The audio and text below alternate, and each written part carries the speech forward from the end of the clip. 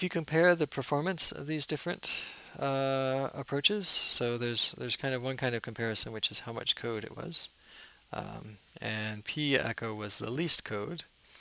It turns out, at least if you comment out the get name info, that p echo probably runs slightly slower than t echo, because it turns out that creating a thread is more lightweight.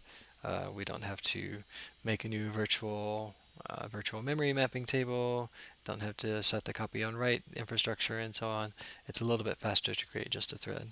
And you'll find that E echo probably runs in similar time to T echo, because again, we're doing things, in some cases, things like E echo can be even faster than T echo, because the programmer is taking complete control over scheduling, knows about the application, so might be able to make even more optimal scheduling choices. So that was our 3 approaches for handling concurrency. The process approach was especially easy, although it didn't work well if we needed to cooperate. Like in a web server or web service that's taking requests and modifying some database or modifying some files, some information in memory. Like a web server that's dealing with multiple connections that are changing values in memory that need to be reflected back out to those connections. Processes is a less easy way to do that. Threads have similar performance, similar ease of modification to the program.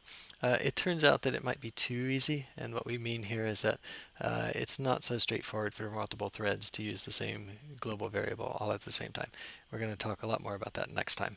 But meanwhile, this looks like the best option, and it usually is.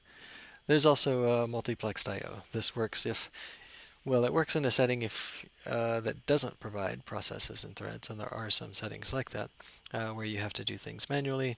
It also gives the programmer a lot more control, but then it gives the programmer a lot more responsibility. You notice that was by far the most code that we wrote for the Echo server.